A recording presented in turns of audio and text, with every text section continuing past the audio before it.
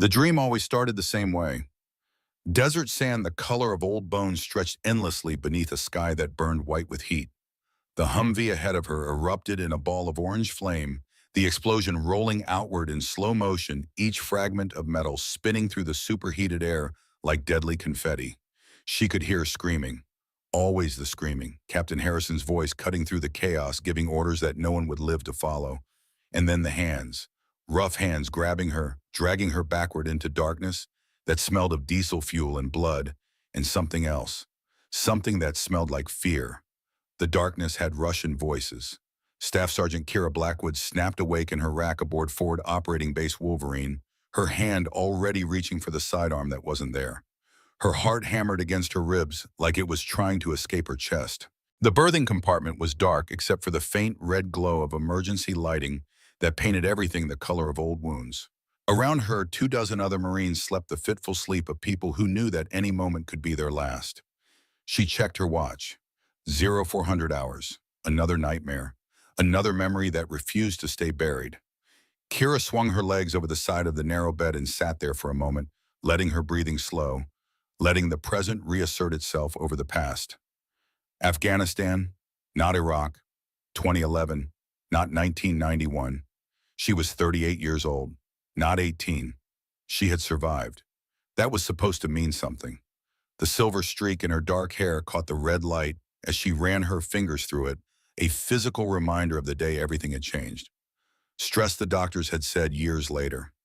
Severe psychological trauma manifesting in depigmentation. She preferred to think of it as a scar. Just one more among many. She dressed in silence, pulling on her utilities with the mechanical efficiency of someone who had done it 10,000 times before. The uniform fit loose on her frame. She had always been small, which was why Harrison had chosen her for the ventilation shaft.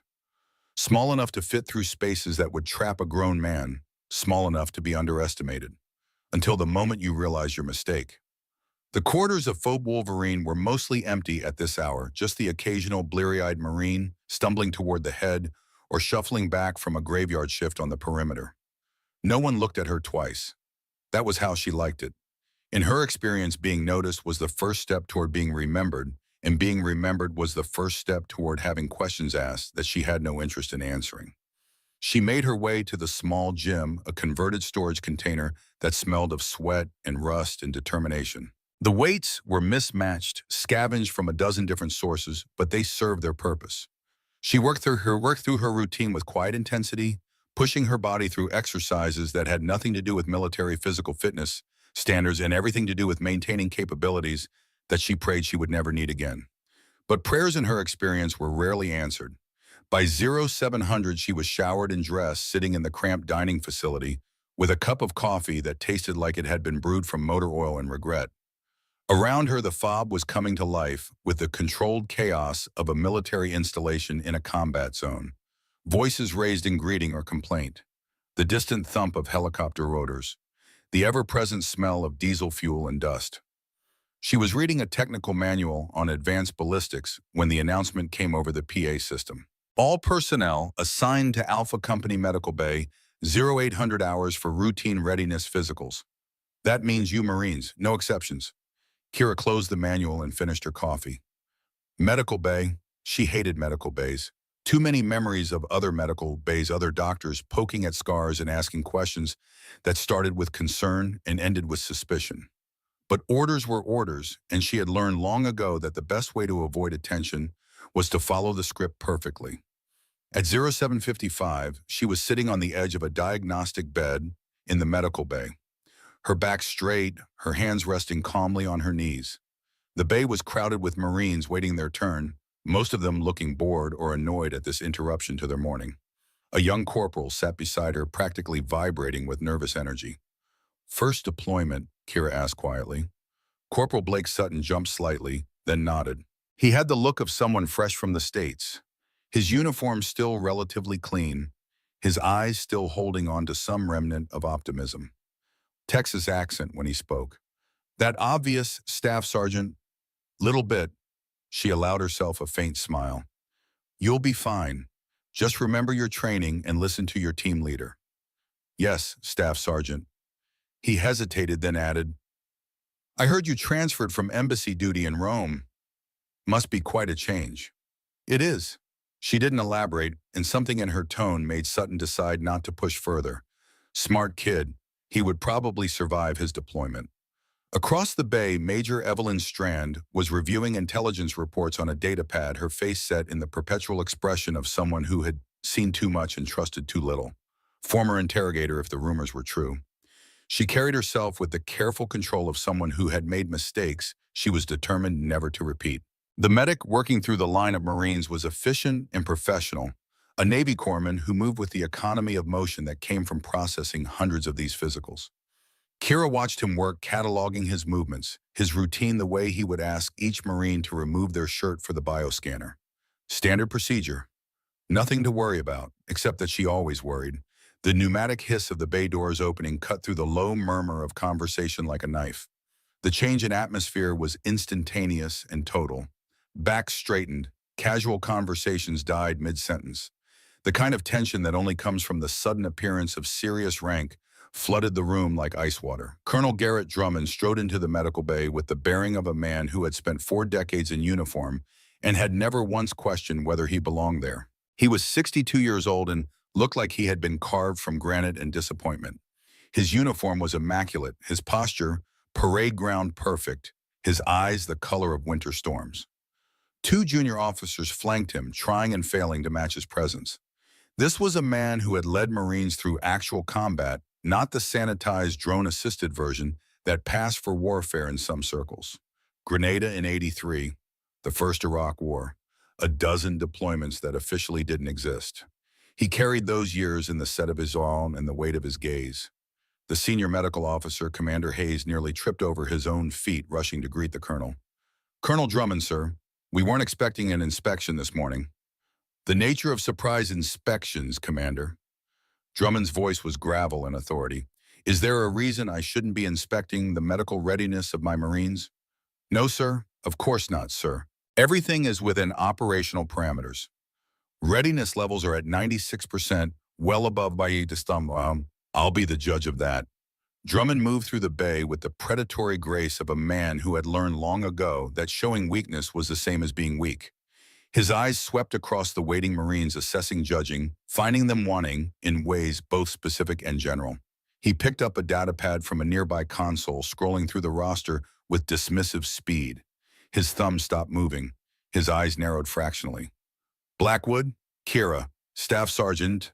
He looked up, his gaze scanning the waiting Marines until it settled on her. "Transfer from embassy security in Rome." Kira met his eyes steadily. "Yes, sir." "Stand up when I'm addressing you, Staff Sergeant." She stood, coming to attention. Even at attention, she was unremarkable. 5'6", 130 pounds. The kind of person who could disappear in a crowd of 3. The silver streak in her dark hair was the only thing that distinguished her from a dozen other female Marines.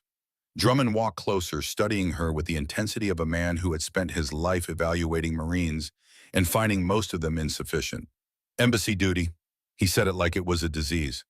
"That's where we send Marines to stand around looking pretty and checking invitation lists. That's where careers go to die slowly while pretending to be alive." Several of the waiting Marines shifted uncomfortably. No one spoke. "We're fighting a war, Staff Sergeant Blackwood. A real war with real enemies who want real Americans dead. And the Marine Corps sends me a security guard who spent the last 3 years making sure Italian diplomats didn't steal the canapes." Kira said nothing. There was nothing to say. Men like Drummond had already made up their minds before they opened their mouths. Contradicting them only made it worse. "Standards have fallen. Commander Hayes." Drummond continued, his voice carrying easily through the now silent bay. "When I was a young lieutenant, Marines who got sent to combat zones had to earn it. Now we're taking anyone who can fog a mirror and spell Marine with only 2 mistakes." "Staff Sergeant Blackwood meets all physical requirements, sir," Hayes offered weakly. "The physical requirements are the bare minimum, Commander. The bare minimum doesn't win wars. The bare minimum gets Marines killed." He looked back at Kira. "Tell me, Staff Sergeant, what's your specialty? Checking IDs. Making sure visiting senators don't trip over their own egos." "Small arms maintenance, sir. Advanced marksmanship. Combat life-saving." "Ah, a shooter." His tone made it clear what he thought of that claim. Let me guess. Expert qualification on the range back at Quantico where the targets don't shoot back and the biggest danger is sunburn. Yes, sir. It was easier to agree. Always easier to agree. The alternative was explaining things that no one would believe and that she had spent 20 years trying to forget. Drummond turned to Hayes. Continue with your physicals, Commander. Let's see if the rest of your Marines are at least up to the minimum standards. He didn't leave. That was the problem. He stood there with his arms crossed, a silent and intimidating presence, while the corpsman nervously gestured for Kira to approach the bioscanner. The scanner was a large arch of chrome and sensors designed to detect everything from microfractures in bones to the early stages of cancer. Standard medical technology, nothing invasive. Just remove your shirt, step through the arch, and let the machines catalog everything about your body that you might prefer to keep private. Kira had known this moment was coming. She had been dreading it for 3 years, ever since she had requested transfer out of Rome and back to a combat zone.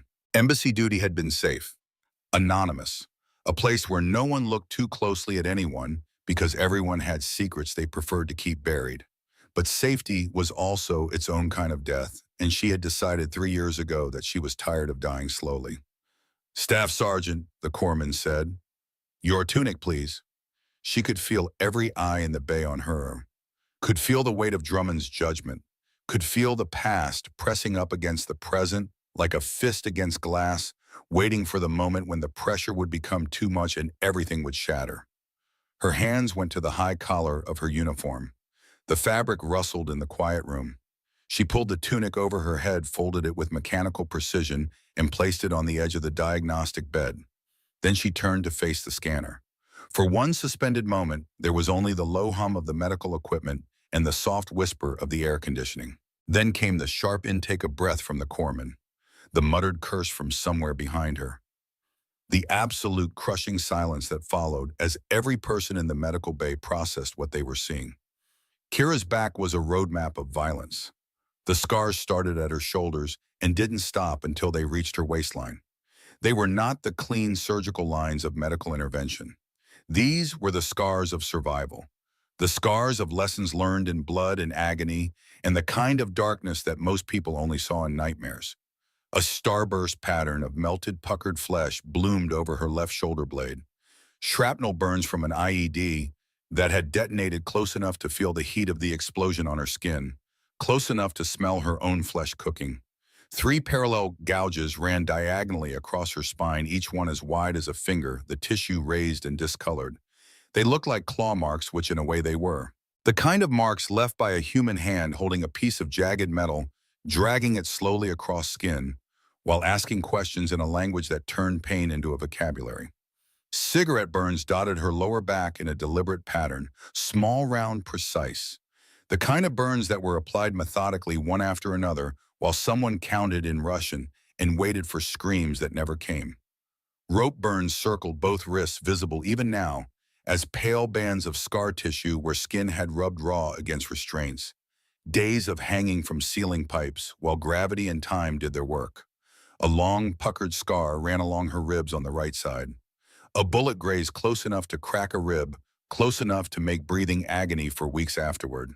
Another inch to the left, and it would have punctured her lung and ended everything in an Iraqi bunker 20 years ago. But it was the tattoo that made Drummond's blood run cold. Small, black, barely visible among the chaos of healed wounds. On the nape of her neck, just below her hairline where a uniform collar would normally hide it, the number 91. And below that 2 letters TS, Task Force Sandstorm. Drummond had seen that insignia exactly once in his career, 20 years ago, in a classified briefing that was supposed to stay classified until everyone involved was dead. A briefing about a reconnaissance team that had gone deep behind enemy lines during Desert Storm.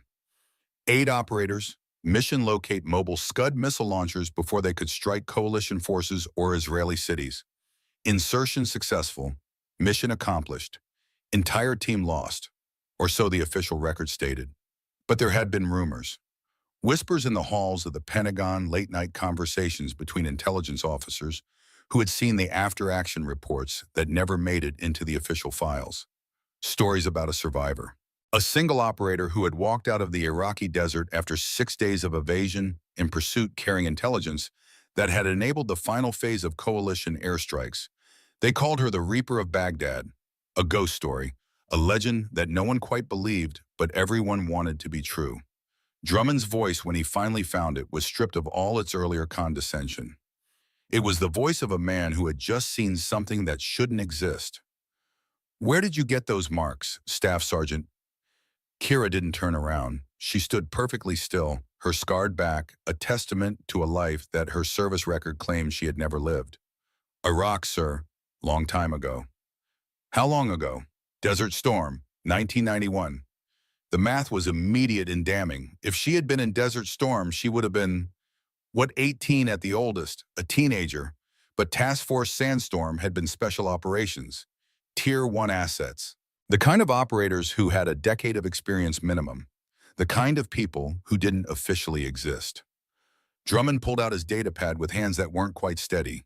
His fingers moved across the screen, accessing classified personnel files that required authorization he technically didn't have, but had stopped caring about 30 seconds ago. He found her file, found the dates, found the service record that was simultaneously too detailed and not detailed enough. And then he found the flag. Blackwood Kira M. SS Jurchen Status KIA. Date of death 26 February 1991. Operation redacted. Remains not recovered. Killed in action. 20 years ago. This woman standing in front of him had been legally dead longer than some of the Marines in this room had been alive. "You're listed as killed in action, Staff Sergeant." His voice was barely above a whisper, but it carried through the silent medical bay like a gunshot. "You've been dead for 20 years. "Yes, sir." "Those markings, that tattoo, those are Task Force Sandstorm identifiers." "Yes, sir."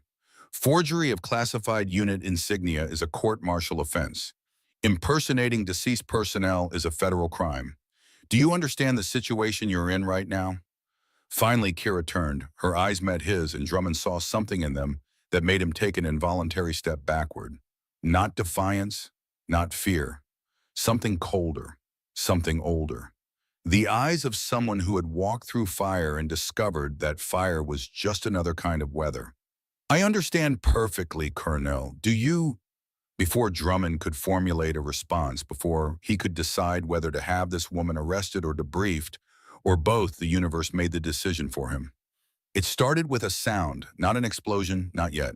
Just a deep resonant vibration that came up through the deck plates, the kind of subsonic rumble that made teeth ache and triggered every combat veteran's instant recognition of incoming ordnance. Then the warning sirens, the bone-chilling wail of the attack alarm that meant incoming fine cover. Now this is not a drill. Then the impact. The RPG hit the southern wall of the medical bay with the force of a freight train carrying nothing but violence. The warhead designed to penetrate light armor turned the reinforced concrete into shrapnel and the reinforced shrapnel into shrapnel. The explosion was everything at once: light, sound, pressure, heat. The fundamental forces of physics compressed into a single moment of kinetic fury that rewrote the basic rules of what walls were supposed to do. The blast wave hit Kira like a physical fist. Training and instinct took over before conscious thought had time to register. She was already moving, already twisting her body in midair, already calculating angles and impact points and how to absorb the maximum amount of energy without breaking anything vital. She hit the deck in a controlled roll, came up on one knee, her hands already reaching for weapons that weren't there because this was a medical bay. This was supposed to be safe. Nothing was safe. Around her, chaos painted itself in screams and smoke and the terrible silence of Marines who had been shouting orders one second and wouldn't be shouting anything ever again the next. The bioscanner collapsed with a shriek of tortured metal, its chrome arch twisting as it fell, missing Corporal Sutton's head by inches as he was thrown against a supply cabinet. His head connected with the edge with a sound that made Kira's stomach clench. Unconscious, bleeding from a scalp wound, alive but fragile. Major Strand had been thrown across the room, her datapad shattering against a wall, her body slamming into a diagnostic cart that immediately collapsed beneath her. She didn't move, blood running from her nose. Possible concussion. Assess and triage. Colonel Drummond had been the closest to the impact point. The blast had picked him up like a child's toy and slammed him into the far wall. He hit hard, his shoulder taking the brunt of the impact, his head snapping forward, and then back, the unmistakable whiplash motion of someone whose brain just bounced off the inside of their skull. He slid down the wall, leaving a smear of blood, his left arm hanging at an unnatural angle. Dislocated shoulder, possible concussion, stunned but conscious, still in the fight. The other Marines in the bay were down, some screaming, some silent. Two clearly dead, their bodies positioned in the exact wrong places at the exact wrong time. The corpsman was trying to stand, his hands covered in blood that might have been his own, or might have been someone else's. His eyes wide with shock that hadn't quite processed into action yet. And outside in the corridors beyond the shattered wall, Kira could hear sounds that made every hair on her body stand up. Footsteps, multiple contacts, moving with tactical precision. Not running, not panicking, advancing with a controlled aggression of people who knew exactly what they were doing. This wasn't a random Taliban attack. This was a raid. Professional, coordinated. The RPG had been surgical, placed specifically to breach the medical bay, to create chaos, to set conditions for what came next. Kira was on her feet, her mind shifting gears from whoever she had been pretending to be for the last 3 years to something much older and infinitely more dangerous. The mask was off. The careful anonymity was gone.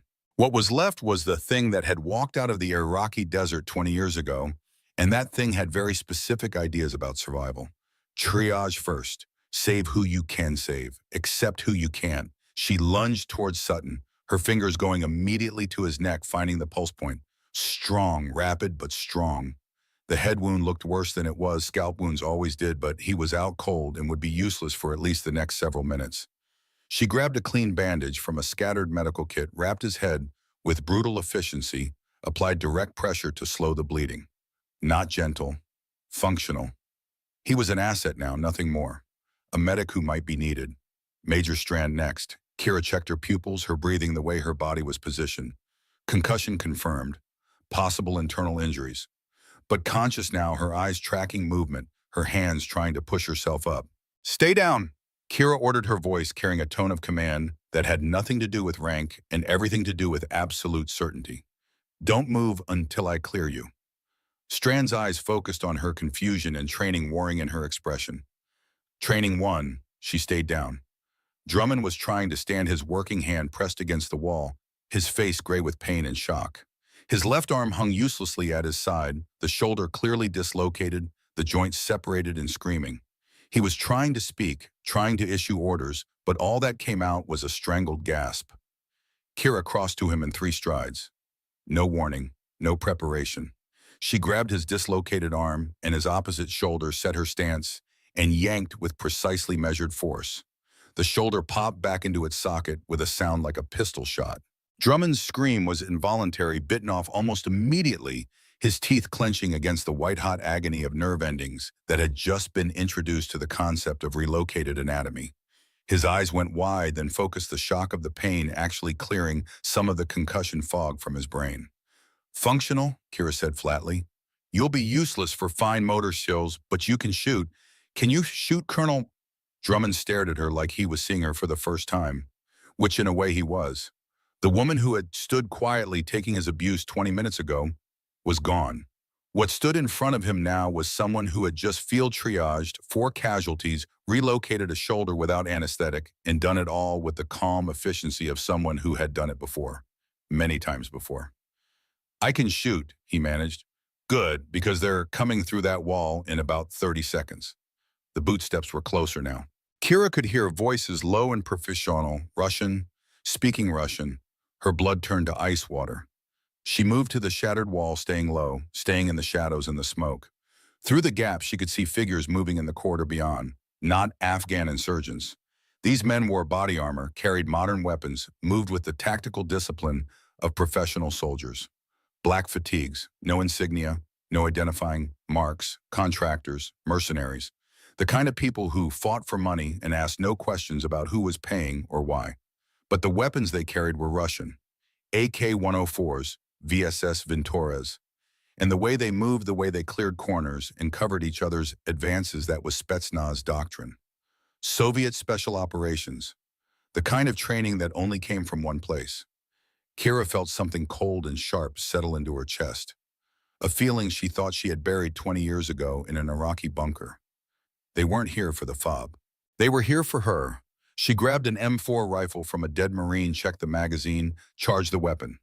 Muscle memory from another life. She moved to where Drummond was trying to stand, pressed the rifle into his working hand. "Can you use this? I'm a Marine. Of course I can." "Then use it. They're breaching in 10 seconds. When they come through that wall, you fire on anything that isn't us. Don't aim for headshots. Aim center mass. Keep firing until they stop moving." Who the hell are later? Right now we survive. Questions come after. She scanned the ruined medical bay, her eyes cataloging resources with the speed of pure desperation. Overturned medical carts, scattered supplies, oxygen tanks, exposed wiring from severed power conduits, a ruptured coolant line hissing faintly in the corner. An idea formed. Terrible, desperate, likely to kill them all if she miscalculated by even a fraction. Perfect. She grabbed an armful of supplies, moving with purpose, ignoring Drummond's questions, ignoring the screaming alarms and the smoke and the approaching sound of men who carried the same weapons that had killed her team 20 years ago. IV bags full of flammable anesthetic, oxygen tank, the small portable kind, medical tape, exposed electrical wiring, a length of surgical tubing. She worked fast, her hands moving with the kind of precision that came from having done something similar before in different circumstances, with different materials, but always with the same goal: make the enemy die faster than they can make you die. The device she constructed would have made any explosives expert either proud or horrified, and possibly both. It was crude, unstable, the kind of improvised explosive that had no business working and every chance of killing the person who built it. But Kira had learned long ago that desperation was the mother of very specific kinds of innovation. She positioned the device near the breached wall, used the bodies of the dead Marines to obscure it, armed it with a simple electrical trigger, wired to a piece of exposed conduit. Not complex. Complexity was the enemy of reliability, and she needed this to be very, very reliable. "What are you doing?" Drummond demanded. "Building a very warm welcome." She turned to face him, and he saw her eyes again. Those cold, ancient eyes that belonged to someone who had made peace with death a long time ago. "When they breach, you fire 3 rounds at the ceiling. Aim at the lights. Make them think you're panicking. Make them think you're a target." "I don't understand." "You don't need to understand. You need to trust me. 2 kinds of people in a crisis, Colonel. Those who make plans and those who get in the way of plans. Decide which one you are. Right now." Drummond looked at her, really looked at her, saw the scars, saw the tattoo, saw the absolute certainty in her eyes, made his decision. "I'm with you, Staff Sergeant." "Good. Then get behind that overturned bed and don't move until I tell you to move." The sound of the breaching charge was unmistakable. A flat, hard crack that punched through what remained of the wall like a fist through wet paper. The explosion cleared the opening, widening the breach, turning it from a crack into a doorway. The first contractor through was professional. Weapon up, eyes scanning, looking for targets. He found Drummond instead. The colonel fired 3 rounds, just like Kira had told him, all of them going wild, hitting the ceiling, the walls, anywhere but the enemy. Making noise, drawing attention. Perfect. 2 more contractors poured through the breach, their weapons tracking toward Drummond's position, their training telling them to suppress the threat, to overwhelm, with firepower to end this quickly. They moved past the pile of bodies, past the improvised device hidden in the shadows and the smoke. Exactly where Kira had known they would go, because she understood how men like this thought. She understood it because she had been taught by men just like them. She waited. Patience learned in a sniper's nest, in a desert hide, in an Iraqi bunker, where patience was the difference between living and dying. Waited until all 3 were in the kill zone. Waited until they were committed. Waited until there was no retreat. Then she pressed the trigger. The oxygen tank ruptured, first releasing its contents in a violent, instantaneous expansion. Pure oxygen flooding into a space filled with aerosolized anesthetic from the IV bags, mixing with the ruptured coolant that had been leaking for the last 60 seconds. The electrical spark from the exposed wiring ignited it all at once. What happened next wasn't an explosion in the traditional sense. It was a fuel-air detonation. The air itself caught fire. A wave of white-hot pressure erupted from the center of the room, expanding in a sphere of pure kinetic fury that turned atmosphere into weapon. For a split second, the medical bay was illuminated with light brighter than the sun. Then the pressure wave hit. The three contractors never knew what killed them. One moment they were advancing on a target. The next moment they ceased to exist as anything recognizable. The heat was so intense that their body armor melted before their bodies did. The pressure so extreme that their internal organs ruptured before the flames could reach them. The wave slammed into Kira and Drummond even behind cover. It felt like being hit by a truck made of solid air. Kira's lungs compressed the breath driven from her body. Her ears popped. Her vision went white. Heat seared exposed skin, the temperature in the room spiking to levels that would have been fatal if sustained for more than a fraction of a second. Then it was over. The vacuum came next, air rushing back in to fill the space that had been temporarily emptied. The roar of the detonation was replaced by a high-pitched ringing that told Kira her eardrums had been damaged, but not destroyed. She pushed herself up, her body screaming protests that she ignored. Drummond was doing the same, his face a mask of shock and pain and something that might have been respect or might have been terror. The breach in the wall was now a smoking crater. What remained of the three contractors was scattered across the walls in patterns that would give forensic analysts nightmares for weeks.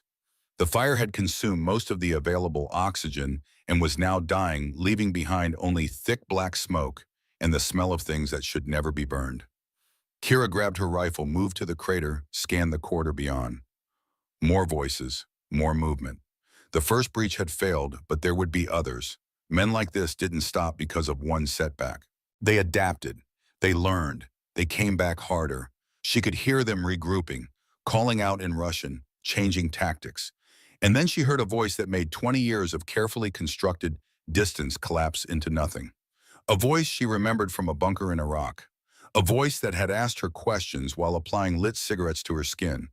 A voice that had promised her she would die slowly, painfully, and alone in a place where no one would ever find her body. Colonel Viktor Ashenko. And he was calling her name. Not her real name, her old name. The name that had died in that bunker. Reaper, the voice called out in English, heavily accented but clear. I know you are there. I know you are alive. 20 years I have waited for this moment. Kira's hands tightened on her rifle until her knuckles went white. Drummond was staring at her. Who is Reaper? She turned to face him, and the look on her face told him everything he needed to know. That was my call sign, she said quietly. 20 years ago, Task Force Sandstorm, Desert Storm, 8 operators sent to locate Scud launchers. We found them. We called in the strikes. Then we got caught. The official record says we all died. 7 of us did. I didn't. But the man out there in that corridor, Colonel Viktor Ashenko, he's the reason the other 7 are dead. He ran the interrogation. He killed my team. And I've been waiting 20 years to return the favor. She moved toward the breach, toward the smoke and the voices in the past that had finally caught up with her. Drummond grabbed her arm with his good hand. Wait, we need a plan. We need support. We need to survive the next 5 minutes, Colonel. Everything else is academic. She pulled free, her eyes never leaving the corridor. You want to know who I am? You want to know if I'm really the Reaper of Baghdad? You're about to find out. Stay behind me. Do what I tell you. And if you have any prayers, now would be a good time. She stepped through the breach and into the smoke, and Colonel Garrett Drummond, who had spent 40 years thinking he understood Marines and warfare and courage, followed her into the darkness and realized he had never understood any of it at all. The hunt was on. The smoke hung in the corridor like a living thing, thick and black and tasting of chemicals that were never meant to burn together. Kira moved through it like she had been born in darkness, her rifle up her breathing, controlled every sense extended beyond her body to map the space around her through sound and air pressure and the subtle shifts in temperature that told her where walls ended and enemies began. Behind her, Drummond followed with the awkward caution of a man who had spent the last 15 years commanding from behind desks in tactical displays rather than moving through kill zones. He was good, his training still solid despite the years, but he moved like someone relearning a language they had once spoken fluently. Kira moved like someone who had never stopped speaking it. The corridor opened into what had been a supply room before the attack. Now it was a maze of overturned shelving units and scattered equipment, creating natural choke points and blind corners that would be suicide to rush through. Perfect ambush terrain, which meant the enemy would either avoid it entirely or use it themselves. Kira held up a closed fist. Stop. Drummond froze instantly, his good hand tight on his rifle, his injured shoulder held carefully against his body. She pointed two fingers at her eyes, then at a gap between two fallen shelves. Movement. She had seen movement. She signaled for Drummond to cover left, then dropped to a crouch and flowed right, using the shadows and the debris as concealment. Her rifle tracked smoothly across potential firing positions, her finger resting alongside the trigger guard ready, but not committed. Shooting was loud. Loud drew attention. Attention brought numbers, and numbers were the one resource the enemy had in abundance. The contractor was good. He had positioned himself behind an overturned desk, his weapon covering the main approach, his body armor making him a hard target from the front. But he had made one critical mistake. He was focused on where he expected the threat to come from, not where it actually was. Kira came at him from the side, moving with the silence that came from having learned stealth from people who would kill you if you failed to learn it properly. She was within arm's reach before he realized she was there. His head started to turn, his weapon beginning to swing toward her, but momentum and physics were already committed to his original position. Her rifle butt slammed into the gap between his helmet and his body armor, that vulnerable point at the base of the skull where the spine met the brainstem. The impact was precisely measured, hard enough to shut down his central nervous system, not hard enough to shatter vertebrae. He dropped without a sound, his weapon clattering to the floor, his body going limp like someone had cut his strings. Not dead, unconscious. The distinction mattered to Kira in ways she could never quite explain to people who had never made similar choices. She grabbed his weapon, an AK-104 with a suppressor attachment and a full magazine, better than the M4 she was carrying. She passed the M4 back to Drummond and kept the AK for herself, checking the action with the familiarity of someone who had spent hundreds of hours training on Soviet weapons. The irony was not lost on her. They continued forward, moving deeper into the compound, and with every step, Kira felt the years falling away. 3 years of embassy duty, 5 years before that in training billets, 7 years before that in logistics assignments that kept her far from anything resembling actual combat. All of it was just camouflage. Protective coloration. The thing she had been in the Iraqi desert, the thing that had killed 6 guards with improvised weapons and walked 80 miles through enemy territory, that thing had never really gone away. It had just been waiting. The voices were clearer now. Russian mixed with English commands being given, positions being established. She counted at least 8 distinct voices, possibly more. They were setting up a perimeter, creating overlapping fields of fire, turning the damaged section of the FOB into a fortress that would be hell to assault directly, which was why she had no intention of assaulting it directly. Kira dropped to one knee beside a damaged wall panel and gestured for Drummond to come close. When he was near enough, she spoke directly into his ear, her voice barely above a whisper. "They're establishing strong point, probably holding the hostages there. Standard doctrine would be to call reinforcements and pin them down, but we don't have time and we don't have numbers." "Then what do we do?" Drummond's whisper carried an edge of frustration. This was his base, his Marines, his responsibility, and he was reduced to following the lead of a staff sergeant who had been dead for 20 years. "We go around." She pointed upward toward the ceiling. "These buildings have crawl spaces between floors, ventilation power conduits, structural supports. Taliban used to hide weapons and equipment up there. We go up, move above them, come down where they're not expecting." "That's insane." "That's why it'll work." She was already moving, heading toward a damaged section of wall where the explosion had torn open access to the infrastructure above. Drummond followed because, at this point, he had committed to the madness and there was nothing to do but see it through. The crawl space was exactly as miserable as Kira remembered from dozens of other buildings in dozens of other countries. Hot, cramped, filled with dust that made breathing a deliberate act of will. The gaps between support beams were barely wide enough for a human body, and in some places they had to squeeze through openings that made Drummond's shoulders scrape against both sides simultaneously. But it worked. They were above the enemy, now moving parallel to the voices below, and no one was looking up because no one ever looked up until it was too late. Kira navigated by sound and by the subtle changes in airflow that told her where rooms were, where the enemy was concentrated, where the spaces were large enough to matter. She had done this before in a different building, in a different war, when she had been 18 years old and escaping from a Soviet interrogation facility with nothing but rage and determination keeping her moving. The memory hit her without warning, sudden, visceral. Not the comfortable distance of recollection, but the immediate sensory overload of being there then in that moment. The bunker in Iraq had smelled different, oil and sweat and something metallic that she later realized was blood. Her blood, her team's blood. The air had been thick with it, coating the back of her throat, making every breath taste like copper and death. She could see Captain Harrison's face, 36 years old, grizzled and professional, and completely unafraid even when Ashenko had put the pistol to his head. His last words had been to her, "Complete the mission, Reaper." That's an order. Then the gunshot. Then Lucas Bennett's muffled sob before he mastered himself before his own death came 20 minutes later. Cole Briggs had lasted the longest, the demolitions expert who had taught her how to make bombs from nothing, how to turn everyday materials into weapons, how to think 3 steps ahead of the enemy, because that was the only way to survive when they outnumbered you. He had created the distraction that let her escape charging the guards with his broken hands, buying her seconds that turned into minutes, that turned into life. The flashback released her as suddenly as it had taken her, leaving her crouched in the crawl space with tears on her face that she wiped away with angry efficiency. Not now, not here. Grief was a luxury for people who had the time to indulge it, and she had never had that time. Drummond touched her shoulder gently, a question in the gesture. She shook her head once. Keep moving. They kept moving. The crawl space opened into a larger maintenance shaft that ran vertically through the building. Service ladder built into the wall, emergency lighting providing dim illumination.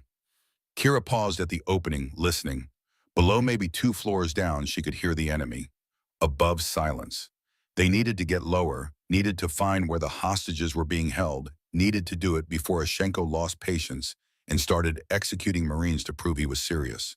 She started down the ladder, moving with careful silence, testing each rung before committing her weight. Drummond followed his injured shoulder, making him clumsy, his breath coming in sharp hisses when he moved wrong and sent pain shooting through the joint. They were 1 floor down when Kira heard it. A voice. Young, scared, speaking English with a Texas accent. Corporal Sutton.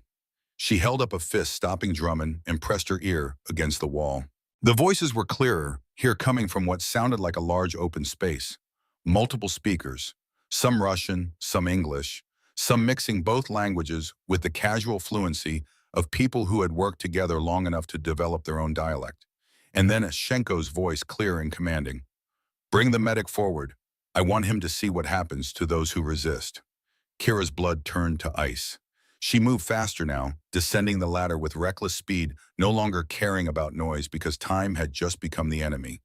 At the bottom, she found another access panel, this one looking down into what had been the motor pool before the attack.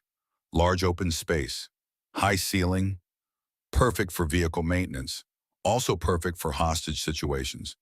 She signaled for Drummond to look through the grating beside her. Below them, the situation was exactly as bad as she had feared. 14 Marines, hands zip-tied behind their backs, kneeling in a line. Most of them looked roughed up but functional, a few showing signs of serious injury. Surrounding them were 12 contractors in black tactical gear weapons, trained on the prisoners, professional and calm, and completely ready to execute every single Marine if the order came. And at the front of the room, standing beside a makeshift command post of laptops and radio equipment, was a man Kira would have recognized even if 20 years had turned him into dust. Colonel Viktor Ashenko. He was 55 now, his hair gone gray, his face lined with years of living in places that aged men faster than time alone could manage.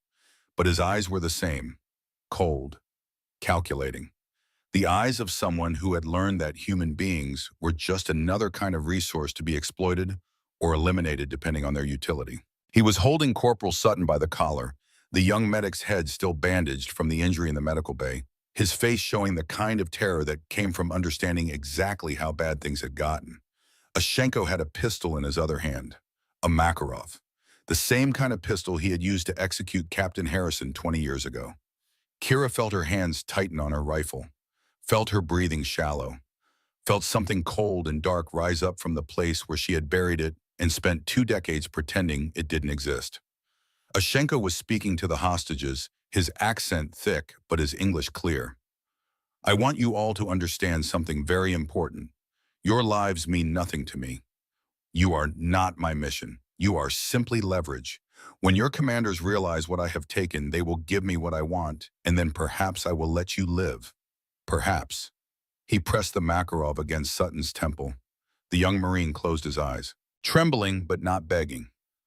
Good Marine. Would die well if it came to that. But first, Ushenko continued, I need to send a message. I need them to know I am serious. So one of you will die now. Eeny, meeny, miny. Kira was moving before conscious thought could catch up to instinct. She grabbed the access panel, wrenched it open with strength, born of pure fury, and dropped through the opening 15 feet to the floor below. She landed in a crouch, the impact jarring but manageable, her rifle already coming up, already tracking toward the first target. The contractors reacted instantly, their weapons swinging toward this new threat that had literally materialized from the ceiling. But Kira was already firing. Suppressed shots barely louder than harsh coughs, each one placed with the precision that came from 10,000 hours on rifle ranges and in kill houses. First contractor took a round through the throat, the gap between his helmet and his body armor. He went down gurgling. Second contractor took 2 rounds, center mass, his body armor absorbing the first, his luck running out on the second as a bullet found the gap at his armpit. Third contractor was turning, was bringing his weapon to bear, was fast and well-trained, and completely unprepared for someone who moved like Kira moved. She closed the distance in 3 running steps, slammed her rifle barrel into his weapon, redirecting his fire into the ceiling, then drove her knee into his groin with enough force to lift him off his feet. As he folded forward, she brought her rifle stock down on the back of his neck. He collapsed. 4 seconds. 3 enemies down. 9 remaining plus Ushenko. Drummond dropped through the access panel behind her, landing heavily, his injured shoulder making him clumsy, but his rifle steady. He fired 3-round bursts, suppressing the contractors on the left side of the room, forcing them into cover, buying seconds that Kira turned into advantages. She moved like liquid violence flowing between cover points, her rifle speaking in short controlled bursts. A contractor leaned out to fire and took a round through his eye socket. Another tried to flank and discovered that Kira had already anticipated the move, had already positioned herself to turn his flanking maneuver into a fatal mistake. He took 3 rounds to the chest and dropped like a puppet with cut strings. The Marines on the ground were trained well enough to recognize an opportunity when they saw one. The ones who could move threw themselves flat, getting out of the line of fire. One of them, a sergeant with 3 tours in Afghanistan, somehow got his zip-tied hands in front of him and grabbed a fallen contractor's weapon, bringing it to bear one-handed on the enemy. The momentum had shifted. The contractors were reacting instead of acting, defending instead of attacking, dying instead of winning. Ushenko saw it happening, saw his carefully planned operation disintegrating into chaos, saw this woman who should have been dead 20 years ago, tearing through his men like they were nothing. He made a decision that Kira saw coming the moment before he made it. He grabbed Sutton, hauled the young Marine up as a human shield, and put the Makarov to his head. "Reaper," he shouted, "enough or the boy dies." Kira froze. Her rifle was still trained on targets, still ready, but Ushenko was behind Sutton now, using the Marine's body as cover, and any shot that went through Sutton to reach Ushenko was a shot she couldn't take. The remaining contractors used the pause to regroup, to find better cover, to create overlapping fields of fire that would turn the motor pool into a killing ground if the shooting started again. Stalemate, Ushenko smiled. It was the smile of a man who had just remembered that he still held cards. 20 years, he said, his voice carrying across the room. 20 years I have wondered if the stories were true, if the little girl who walked out of my bunker was real or just propaganda. And here you are, alive, still fighting, still too stubborn to die properly. Kira said nothing. Her rifle tracked minute adjustments, looking for an angle, looking for any gap in Ushenko's cover that would let her take the shot without killing Sutton. There was nothing. He knew how to use a hostage. He had done this before. "You cost me everything," Ushenko continued. "My career, my reputation, my standing in the Soviet military. the intelligence you brought back, the locations you gave to your commanders. It allowed your Air Force to destroy targets we had spent months protecting. And when my superiors discovered I had let you escape, that I had failed to break one teenager, they made me example of what happens to officers who fail. He pressed the pistol harder against Sutton's temple. The young Marine's eyes were wide, his breath coming in short gasps, but he was holding it together. Barely. So I rebuilt. I started over. I found new employers, new wars, new opportunities. And I have waited for the day when I could find you and finish what I started in that bunker. Do you remember the bunker, little girl? Do you remember the questions I asked? Kira's voice, when she finally spoke, was ice over iron. I remember Captain Harrison. I remember Sergeant Bennett. I remember Staff Sergeant Briggs. I remember all 7 of them. I remember their names and their faces and the way they died because you murdered them. So yes, Victor, I remember the bunker. Then you remember you are only alive because you ran away like a frightened child. I'm alive because my captain gave me an order and I followed it. Mission first, always mission first. That's what Marines do. We complete the mission. She took a slow breath. Your move, Victor. You've got 1 hostage and 9 men. I've got unlimited patience and nothing to lose. How do you think this ends? Ashenko's smile widened, and Kira felt her stomach drop because she recognized that smile. It was the smile of someone who had been waiting to reveal their real plan. It ends with you understanding that I am not here for hostages. I am not here for your base. I am here for you, and I am here for something your government has been hiding in this facility. Something very valuable. Something worth dying for. Worth killing for. He gestured to one of his contractors who moved to a laptop and turned the screen so Kira could see it. Security camera footage. Multiple angles. All showing the same location. Lab Section 7, 3 levels down.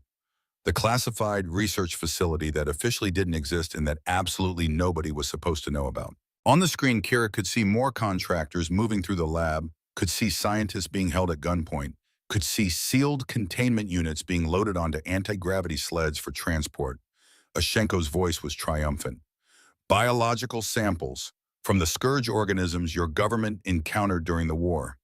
Tissue samples, genetic material, all carefully preserved and studied. Worth billions on the black market. Worth more than billions to governments who wanted to develop their own bioweapons. And now, thanks to your cooperation, worth everything to me. The pieces fell into place in Kira's mind with sickening clarity. This wasn't revenge. This was business. Ashenko had used his knowledge of her, had used the fact that she would be here to plan an operation that achieved multiple objectives. Get revenge on the woman who had ruined his career. Steal classified biological materials worth a fortune. And if Marines died in the process, that was just acceptable collateral damage. You see, Ashenko continued, I knew you would come here eventually. I have people inside your military. People who watch transfer orders, who track personnel, who told me when Kira Blackwood requested combat deployment. I have been planning this for 3 years, waiting for you to come to me. And you did. You always do. Because you are Marine, and Marines are predictable in their need to be where the fighting is worst. He gestured toward the screen again. The contractors in Lab Section 7 were finishing their loading procedures. Kira could see the timestamp. The operation was almost complete. My extraction team will be here in 8 minutes. They will take the samples and leave. And I will leave with them after I kill you the way I should have killed you in 1991. Slowly, painfully, while your friends watch. Kira's mind was racing, calculating probabilities, assessing options, looking for the angle that would turn this impossible situation into something survivable. The problem was that Ashenko was right. He had planned this carefully. He had the hostages, he had the samples, he had the extraction arranged. In 8 minutes he would be out and she would be dead, and everything she had survived, everything her team had died for would mean nothing. Unless. She looked at the ceiling, at the access panel she had dropped through, at the infrastructure above that connected every part of this base to every other part, at the possibilities that existed if you were willing to sacrifice safety for speed. Colonel Drummond, she said quietly, not taking her eyes off Ashenko, how much demo do you have on you? 2 flashbangs and 1 breaching charge. Why? Because I need you to do something that's going to seem insane. I'm starting to get used to that. Good. In about 30 seconds, I'm going to create a distraction. When I do, you're going to use that breaching charge on the eastern wall. Not to go through it, to drop it, bring down the ceiling supports. Seal this room. Drummond's voice was tight with confusion and stress. That'll trap us in here with them. Exactly. And it'll also trap them in here with us, which means their extraction team can't get to them, which means Shenko has to negotiate, which means we get leverage. She paused. Trust me. You're asking me to blow up my own base. I'm asking you to save your Marines. There's a difference. Drummond was silent for 3 seconds. That felt like 3 years. Then he said, make your distraction count. Kira shifted her weight imperceptibly, testing angles, measuring distances, calculating trajectories with the part of her brain that had been trained by people who turned mathematics into murder. She had one chance, one shot. If she missed, Sutton died and the plan died with him. She centered herself, breathed, let the chaos of the room fade away until there was only the target and the distance between her and the target and the absolutely minimal movement required to close that distance. Hey, Victor, she said conversationally. You remember the bunker? What? The bunker in Iraq. You remember what I did before I left. You ran away like, I killed 6 of your guard with a sharpened spoon in my bare hands. And you know what the funny thing is? I was 18 then. I'm 38 now, which means I've had 20 years to get better at it. She moved, not toward Ashenko, toward the nearest contractor, the one who had been watching her, but had let his attention slip for just a fraction of a second. She closed the gap in 2 running steps, her rifle coming up not to fire but to block as he tried to bring his own weapon to bear. She redirected his barrel downward, stepped inside his guard and drove her forehead into his nose, with enough force to shatter cartilage and send blood spraying. As he staggered back, she grabbed the flashbang grenade from his tactical vest, pulled the pin and threw it not at Ashenko, but at the cluster of contractors on the far side of the room. The grenade detonated with a flat crack of sound and a flash of light that turned the dim motor pool into instant daylight. The contractors on that side went blind and deaf, their weapons firing wildly, discipline, breaking down into chaos. Ashenko's head turned toward the explosion, his attention divided for exactly 2 seconds. Kira shot Sutton in the leg. The bullet was precise, measured, deliberate. It punched through the meaty part of his thigh, missing bone and major arteries, and exited clean. The young Marine screamed and his legs gave out, and he dropped straight down his body weight, pulling him out of Ashenko's grip. Ashenko's eyes went wide with shock as his human shield disappeared. He tried to adjust, tried to bring the Makarov to bear on Kira, but she was already moving, already crossing the distance between them. She hit him like a freight train. Her shoulder slammed into his chest, driving him backward into the command post, laptops and equipment scattering. His pistol went flying. They hit the ground together, Kira on top, her hands going for his throat. And across the room, Colonel Drummond placed the breaching charge against the eastern wall's primary support column, armed it, and ran. The explosion was nothing like the fuel-air detonation in the medical bay. This was pure concussive force precisely shaped to channel energy into structural failure. The support column shattered. The ceiling above it groaned, shifted, and began to collapse in a cascade of concrete and rebar and 2 decades of accumulated Afghan dust. The contractors on that side of the room had maybe 2 seconds to realize what was happening before several tons of building fell on top of them. The ones who survived the initial collapse were buried trapped, screaming beneath rubble that would take hours to clear. The rest of the ceiling held, but the eastern wall was now a pile of debris that sealed the motor pool off from the rest of the base. No one was getting in, no one was getting out. The extraction team that Ashenko had promised would arrive in 8 minutes might as well have been on another planet. Kira didn't see any of it. She was too busy trying to kill a man who had been trying to kill her for 20 years. Ashenko was 55, but he was Spetsnaz, and Spetsnaz officers didn't get old by being easy to kill. He bucked beneath her, throwing her weight sideways, and rolled with the momentum to reverse their positions. His hands closed around her throat, squeezing, cutting off air and blood flow. Kira's vision started to narrow gray, creeping in at the edges. She brought her hands up between his arms and struck outward, breaking his grip using leverage rather than strength. As his hands came away, she twisted, her body got a leg between them, and kicked him in the solar plexus hard enough to send him flying backward. They both scrambled to their feet, circling now two predators who had been waiting 20 years for this moment. Ashenko smiled through split lips, blood on his teeth. You have not changed. Still the stubborn child who would not break. I broke, Kira said quietly. I just didn't let you see it. They crashed together again, fists and elbows and knees, no technique, now just raw violence between two people who wanted the other dead more than they wanted their next breath. Kira took a punch to the ribs that cracked something. Ashenko took an elbow to the temple that made him stumble. She grabbed his arm, tried for a joint lock. He powered through it, slammed her against a concrete pillar hard enough to drive the air from her lungs. They fought like people who had nothing to lose and everything to prove. Fought until they were both bleeding, both exhausted, both running on nothing but willpower and hatred. And then Kira saw her opening. Ashenko threw a wide hook too wide, his fatigue making him sloppy. She ducked under it, stepped inside his guard and drove her knee into his inner thigh, hitting the nerve cluster there. His leg gave out. As he dropped, she grabbed his head and brought it down to meet her rising knee. The impact was sickening.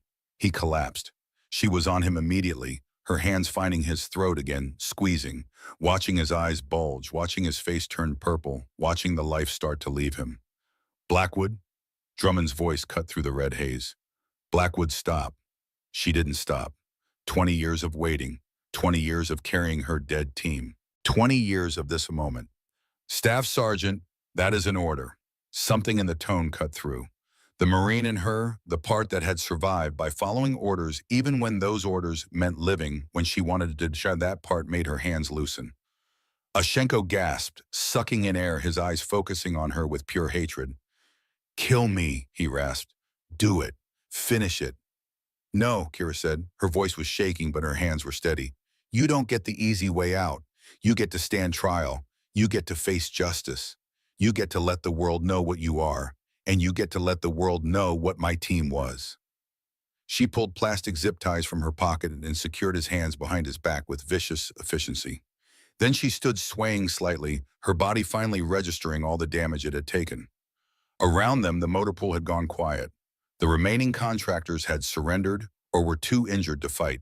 The Marines were helping each other, treating wounds, checking on the injured. Sutton was already being treated by another medic, his leg wounds serious but survivable. Drummond approached slowly, his rifle lowered, his face showing something between awe and horror. You shot him. You shot your own Marine. I shot him in a place that wouldn't kill him. Better than letting Ashenko shoot him in the head. She looked at the colonel. Sometimes you have to hurt people to save them. Sometimes there are no good choices, only bad choices and worse choices. And you've been making those choices for 20 years. Yes, sir. Drummond looked at her for a long moment, then slowly came to attention and rendered a salute. Staff Sergeant Kira Blackwood, on behalf of every Marine in this room, thank you. Kira returned the salute, her hand trembling. Around her, one by one, the Marines who could stand did so. One by one they saluted. Some of them were wounded. Some of them were crying. All of them were alive because of choices she had made, because of violence she had committed, because she had been willing to become the thing she had spent 20 years trying not to be. She held the salute until her arm ached, until tears she didn't know she was crying had run their course, until the weight of 20 years finally began to lift. Then she lowered her hand and went to help treat the wounded, because that was what Marines did. They took care of each other. They completed the mission. They survived together or not at all. And outside, the extraction team that Ashenko had been counting on circled overhead in their helicopters, unable to land, unable to help, listening to their employer's furious demands turn into desperate pleas as he realized that after 20 years of planning, after everything he had done to make this moment happen, he had lost. The Reaper had claimed him after all.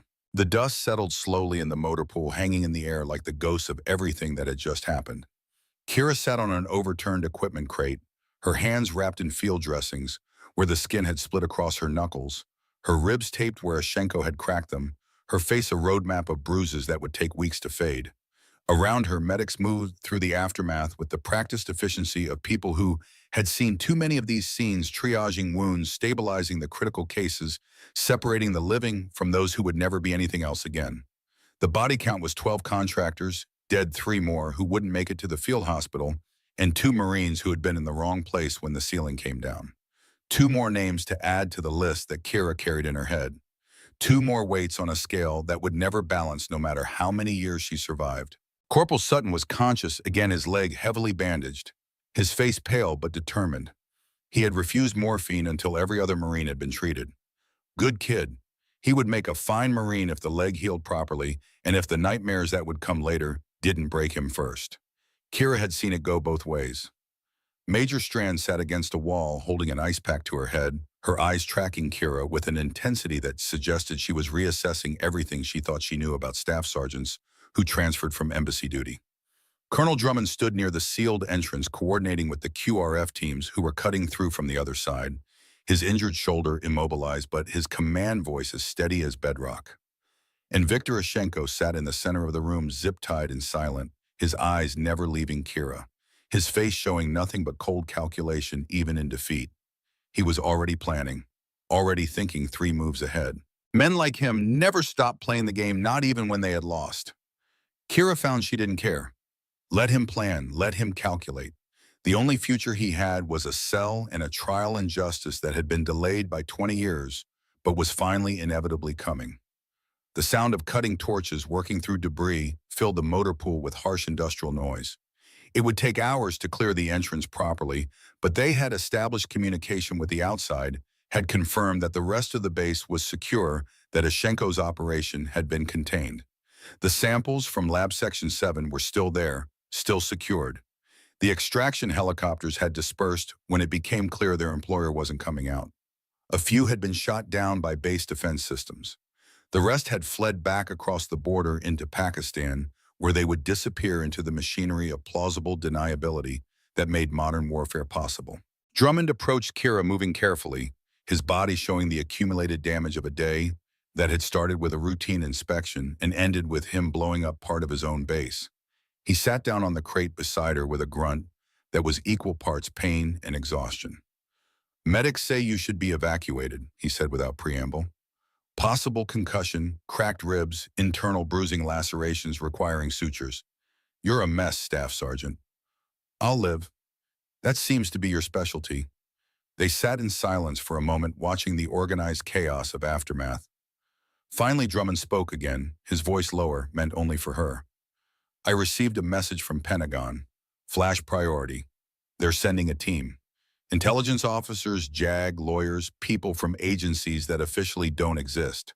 They wanted to brief you about Ashenko, about Task Force Anstorm, about everything." "I know. They're also bringing your real service record, the classified one, the one that shows what actually happened in Desert Storm. They're declassifying it, all of it, the mission, the capture, the interrogation, the escape. Your team is getting recognition." Finally, Kira felt something twist in her chest. Recognition. After 20 years of silence, after 2 decades of being declared dead, after carrying the weight of 7 ghosts who died because someone gave the order and they followed it. Now the Pentagon wanted to give out medals and write official histories and turn her team into a footnote in a war that most people had already forgotten. "My team deserved recognition 20 years ago," she said quietly, "when it might have meant something to their families, when their parents were still alive to hear that their sons died as heroes instead of statistics. Now it's just politics and ass covering. Maybe, but it's also truth. And truth matters even when it's late. Does truth matter when it's convenient, when it serves someone's agenda?" She looked at him, her eyes hard. "You want to know what truth is, Colonel? Truth is that 7 men died following orders from people who sent them to die. Truth is that I survived because my captain ordered me to abandon my team, and I followed that order like a good Marine. Truth is that for 20 years I've been asking myself if I was brave or just a coward who was too afraid to die with them." Drummond didn't flinch from her anger. He had earned the right to hear it. "You followed your orders. You completed the mission.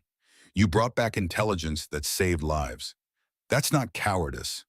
That's being a Marine. Is it because some days I'm not sure there's a difference?" Before Drummond could respond, one of the JAG officers who had been processing Ashenko approached them. Young captain, fresh-faced, the kind of lawyer who had probably never been closer to combat. then a courtroom. Staff Sergeant Blackwood, I need to inform you that Colonel Ushenko is requesting to speak with you. Privately, he says he has information about Task Force Sergeant Sandstorm that isn't in any official record. Kira felt every muscle in her body tense. Tell him to go to hell. Ma'am, with respect, he's claiming he has information about the other members of your team, about what happened to them after you escaped. He says there are things you don't know, things you deserve to know. The words hit like a physical blow. Things she didn't know. She had spent 20 years assuming she knew everything, that she had seen everything, that the last images she had of her team were the final truth. But what if they weren't? What if there had been more? What if they had suffered longer than she knew? What if, what if, what if? The questions that had no answers but demanded them anyway. I'll talk to him, she said, but not alone. Colonel Drummond comes with me. The JAG officer looked uncertain. That's irregular. Everything about this situation is irregular, Captain. Colonel Drummond was present for the engagement. He's a material witness. He comes with me, or Ushenko can save his revelations for his tribunal. The captain looked at Drummond, who nodded once. I'll accompany Staff Sergeant Blackwood. Consider it an order. They established an impromptu interrogation area in a corner of the motor pool, separated from the main space by portable barriers that gave the illusion of privacy without actually providing it. Ushenko sat in a folding chair, his hands still secured behind his back, his face bruised, but his eyes clear and calculating. Two MPs stood behind him, weapons ready, because even zip-tied and defeated men like Ushenko were dangerous. Kira sat across from him, her body language deliberately casual, her eyes never leaving his face. Drummond stood behind her, a silent presence that made it clear this conversation had witnesses. You wanted to talk, Kira said. Talk. Ushenko smiled, and it was the smile of a man who still thought he held cards. 20 years is a long time to carry questions, long time to wonder what happened in those hours after you ran away. I didn't run, I followed orders. Semantics, you left them. You were not there for what came after. What came after was you murdering them. I know that part. I saw you kill Harrison. I saw Bennett die. Briggs bought me time with his life.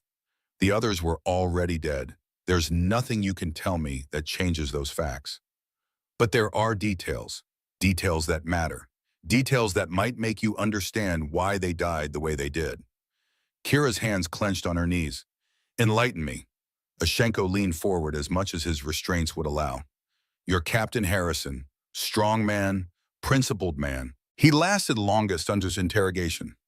Not because he was toughest, but because he was most skilled at resistance.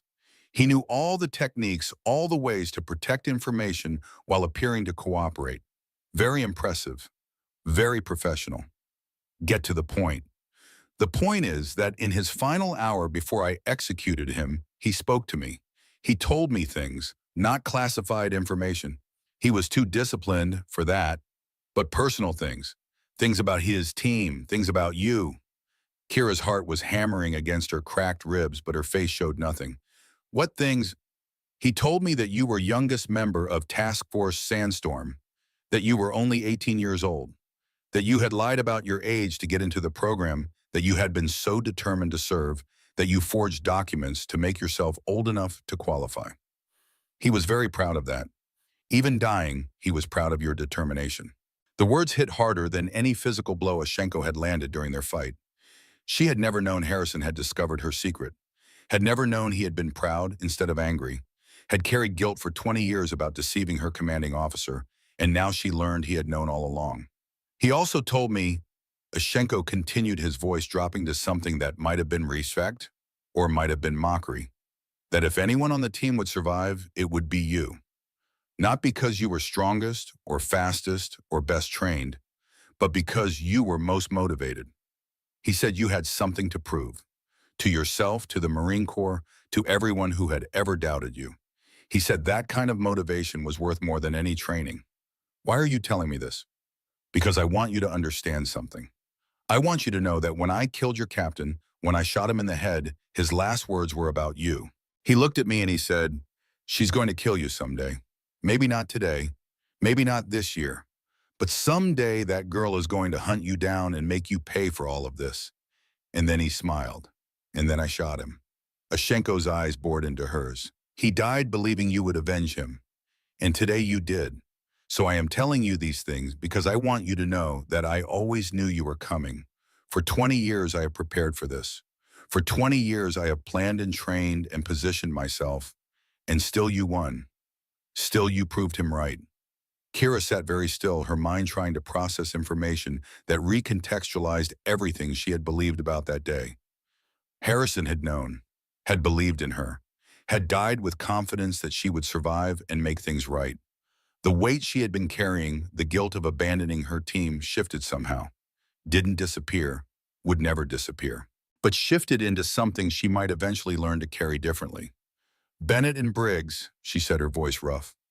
Tell me about them. Bennett was tech specialist, very intelligent, very scared. He cried when we interrogated him, but he never broke. Never gave us access codes or radio frequencies or any of the information we needed. He died quickly. I made it quick because he had earned that mercy by staying silent. That's not mercy. That's just murder with better timing. Perhaps, but in war, small mercies are all that exist. Ushenko shifted in his chair. Briggs was different. Demolitions expert. Crazy man. He laughed during interrogation. Actually laughed. When I applied pain, he would laugh and tell jokes.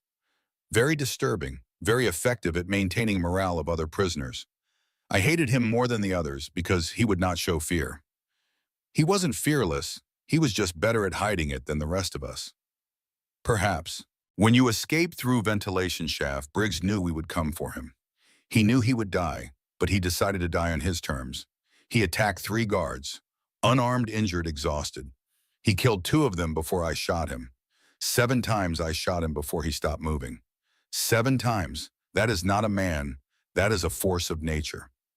Kira felt tears on her face and didn't bother to wipe them away.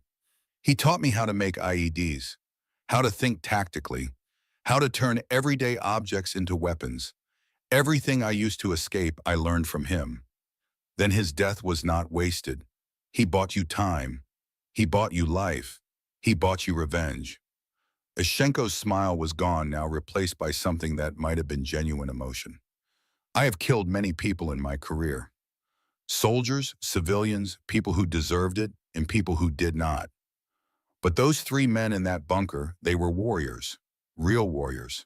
The kind that make you grateful you were not facing them when they were at full strength. They were Marines, Kira said simply. That's what Marines do. We fight. We endure. We complete the mission even when the mission is just buying time for someone else to complete it.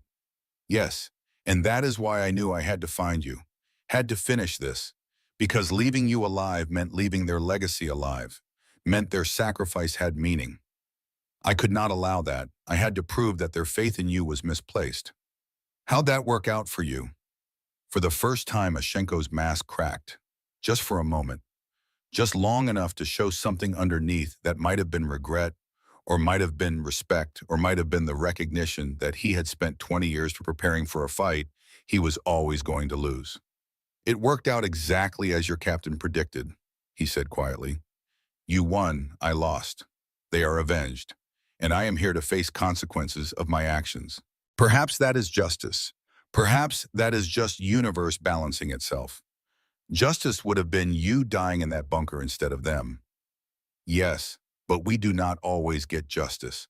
Sometimes we only get aftermath. The MPs took Ushenko away after that, leading him toward the area where prisoners were being processed and prepared for transport. Kira watched him go, this man who had haunted her nightmares for 20 years and felt nothing. No satisfaction, no relief, no closure, just the hollow understanding that revenge, when it finally arrived, was never quite what you imagined it would be. Drummond placed a hand on her shoulder. You did the right thing, not killing him, letting him face trial. That took more strength than pulling the trigger would have. Did it? Because right now I'm not sure what strength looks like anymore. It looks like you, Staff Sergeant. It looks like surviving impossible odds. It looks like saving your Marines. It looks like carrying your dead team for 20 years and never letting their memory die. He paused. There's something else. Something you should see. He led her through the motor pool to a quiet corner where Major Strand was sitting with a laptop reviewing footage from the base security cameras. When she saw Kira approaching, she stood and saluted. Staff Sergeant, sir, I've been reviewing the attack footage. All of it, from the moment they breached the perimeter to the moment we secured the motor pool. She turned the laptop so they could see the screen. I wanted you to see this. The footage showed Kira fighting through the motor pool, showed her moving with impossible speed and precision, showed her making decisions in fractions of seconds that should have required minutes, showed her doing things that shouldn't have been possible for someone her size, her age, her official background. But it also showed something else. In the moments between the violence and the split seconds when she thought no one was watching, the footage showed her checking on Marines, showed her redirecting her fire to protect wounded, showed her taking risks to save people even when the tactically smart decision would have been to let them die, showed her being, despite everything, still a Marine who cared about her team. I wanted you to see this, Strand said quietly, because I wanted you to understand something. Yes, you're a legend. Yes, you're the Reaper of Baghdad. Yes, you did things today that will be talked about for decades. But you're also just a Marine doing what Marines do, taking care of your people, completing the mission, bringing everyone home who can be brought home. Kira stared at the screen, watching herself move through violence with the ease of long practice, and tried to reconcile the person she saw with the person she felt like inside. They didn't match. They had never matched. The ghost and the Marine, the legend and the woman, the Reaper and Kira Blackwood. All of them existing in the same body, all of them fighting for control, all of them exhausted. I'm tired, she said. I've been tired for 20 years. I don't want to be the Reaper anymore. I don't want to be the legend. I just want to be a Marine. Then be a Marine, Drummond said.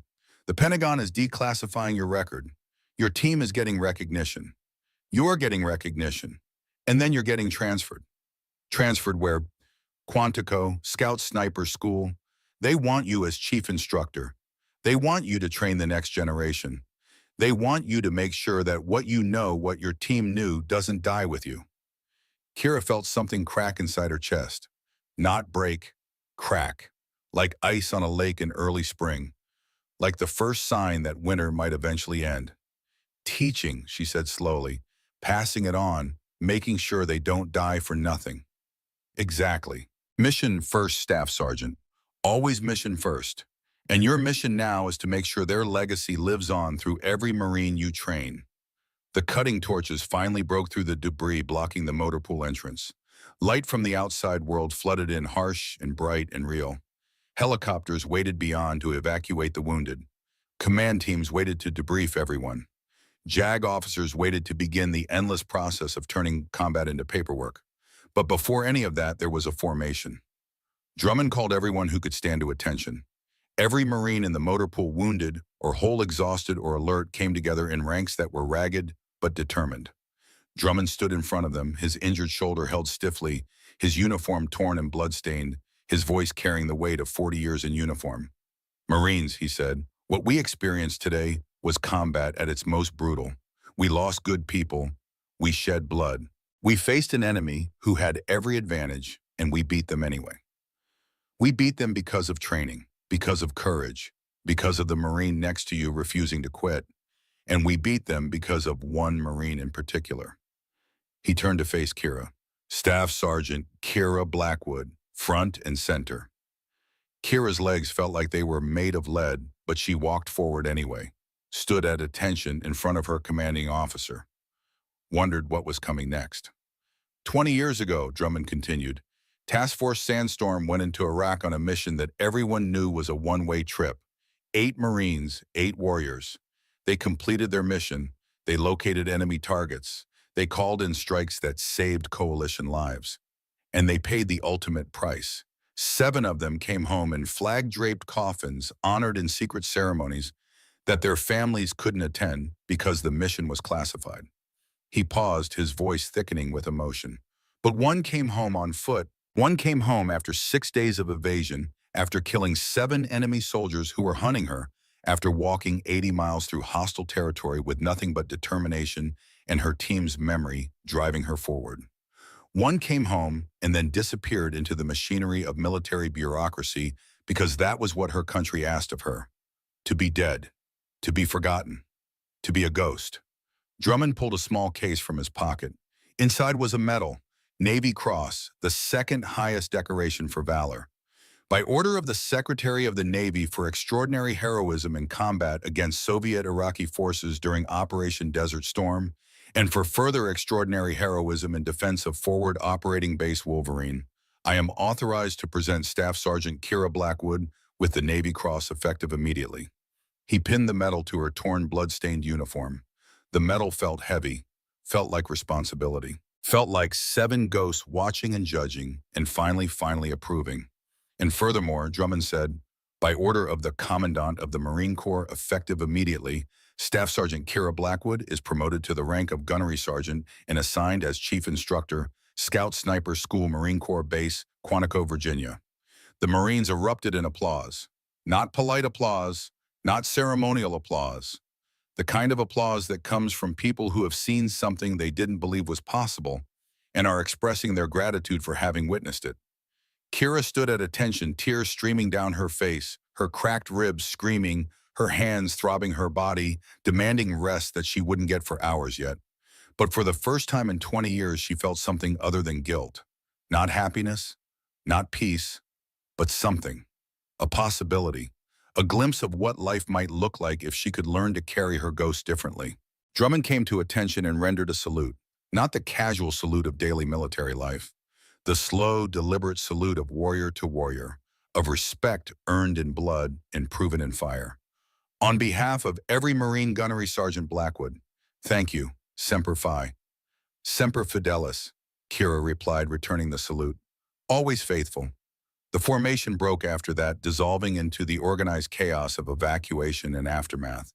But before Kira could disappear into the crowd, a young Marine approached her. It was Sutton, limping heavily on his bandaged leg, his face pale but determined. Gunny, he said, I wanted to thank you for saving my life, for shooting me instead of letting me die. You don't thank someone for shooting you, Corporal.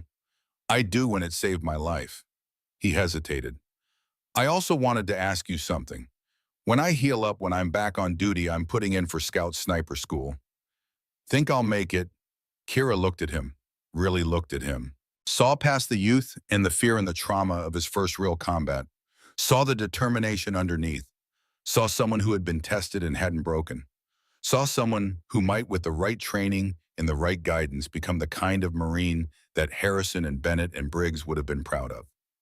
Maybe, she said, if you work hard, if you learn from your mistakes, if you remember that being a sniper isn't about killing from a distance, it's about patience and discipline and understanding that every shot you don't take is as important as every shot you do take. I'll work hard. I'll learn. I promise. Then I'll see you at Quantico, Corporal Sutton. Don't make me regret accepting you. Yes, Gunny. Thank you, Gunny. He limped away and Kira watched him go, feeling the weight of responsibility settle onto her shoulders. Teaching, passing on knowledge, making sure the next generation survived longer and fought better and came home more often than her generation had. It was a mission. Maybe not the mission she had imagined for herself when she joined the Marines at 17 with forged documents and too much determination. But it was a mission that mattered. Mission first. Always mission first. The helicopter ride to the field hospital was a blur of morphine and exhaustion and the kind of sleep that comes from a body deciding it has done enough and shutting down whether the mind agrees or not. When Kira woke, it was in a clean bed in a military hospital, her ribs properly treated, her hands professionally bandaged, her body finally getting the rest. It had been demanding for 3 days. Drummond was sitting in a chair beside her bed reading a file that had more classification markings than actual text. How long was I out? Kira asked, her voice rough. 36 hours.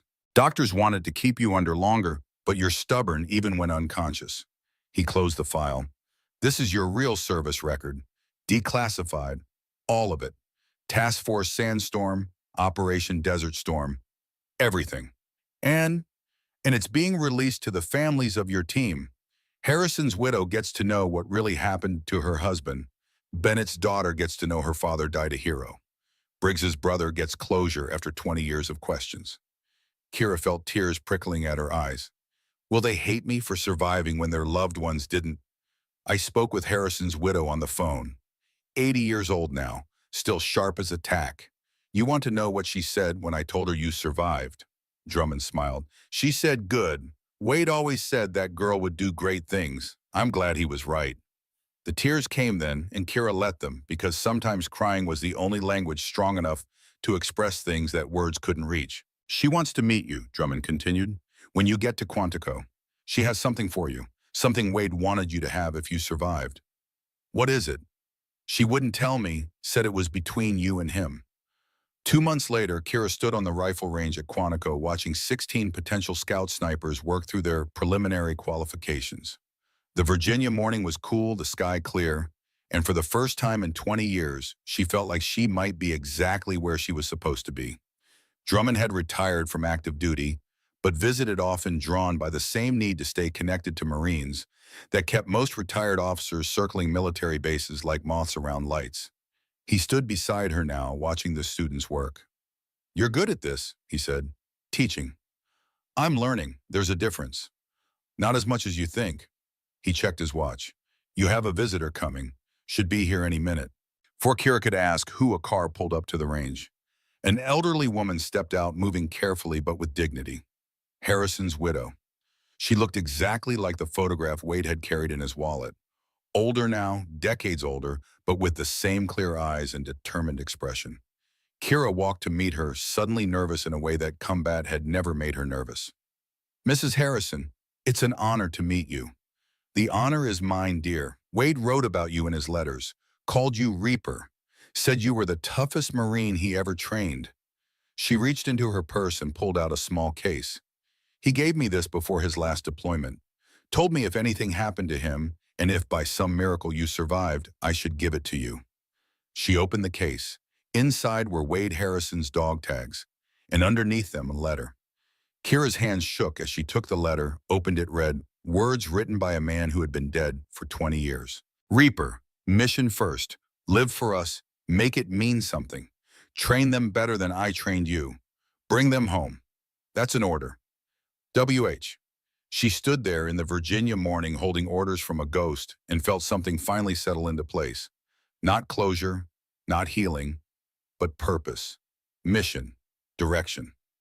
He was proud of you, Mrs. Harrison said, from the day you joined the team until the day he died. He believed in you. We all believe in you. I'll do my best, ma'am. I'll make sure they learn. I'll make sure they survive. I'll make sure his legacy lives on.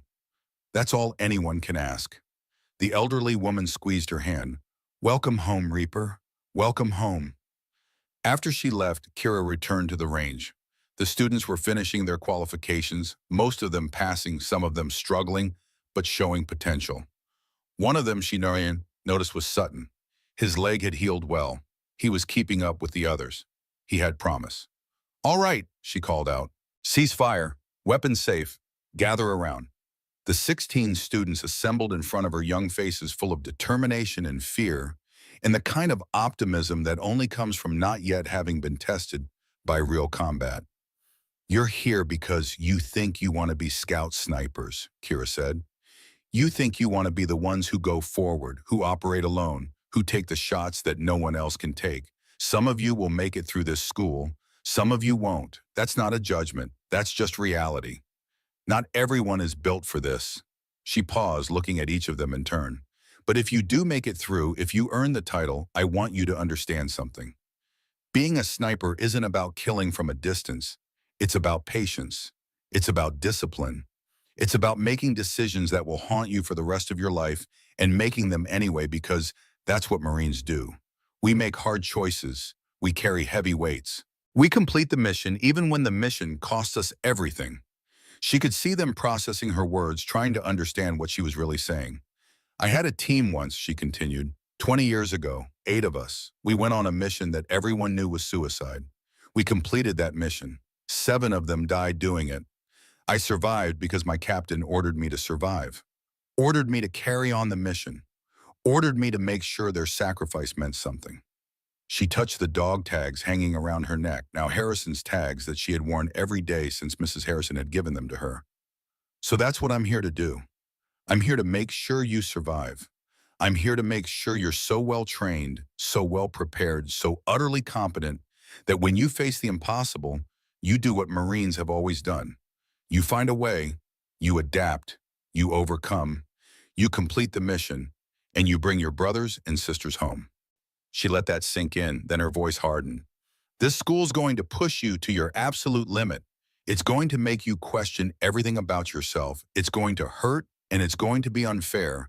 And there will be days when you want to quit. Don't quit, push through. Because somewhere out there, someday there is going to be a Marine whose life depends on whether you learn these lessons well enough, whether you were tough enough, whether you were Marine enough." She stepped back. "Questions?" Sutton raised his hand. "Gunny, is it true what they say, that you're the Reaper of Baghdad?" Kira looked at him, at all of them, and made a decision. "Yes, it's true. I was the Reaper. I survived things that should have killed me. I did things that I'm not proud of. I carry ghosts that will never leave me. But I'm still here, still standing, still teaching, still making sure that their deaths meant something." She took a breath. "So yes, I'm the Reaper. But more importantly, I'm a Marine, just like you, just like every person who ever wore this uniform and decided that something was more important than their own life. And that's what I'm going to teach you to be. Not killers, not legends, just Marines.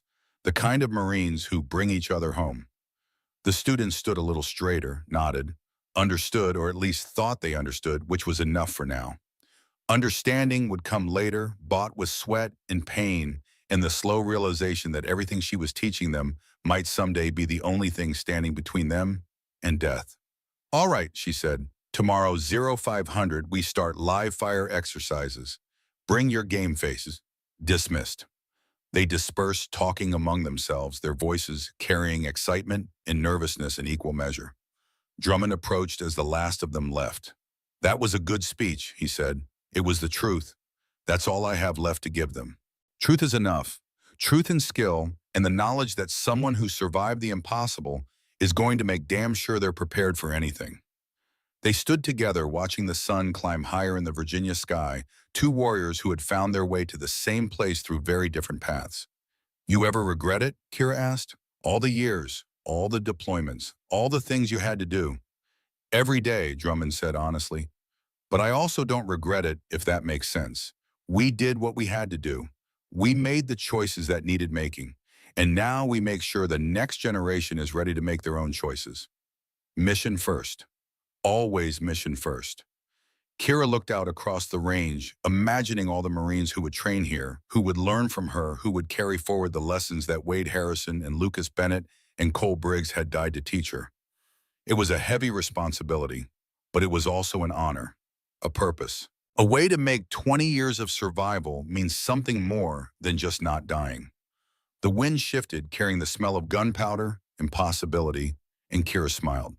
Not a big smile, not the smile of someone who had found peace, but the smile of someone who had found purpose, which was better than peace anyway. She was the Reaper of Baghdad. She was Gunnery Sergeant Kira Blackwood. She was a Marine, and her mission was just beginning. Somewhere she hoped Wade Harrison was watching. Somewhere she hoped her team knew that she had kept her promise, that she had made it mean something, that their sacrifice had not been in vain. The watch continued, it always would, and Kira would stand it for as long as her body held together and her mind stayed sharp, and Marines needed someone to teach them how to survive the impossible. Mission first, always mission first, forever faithful.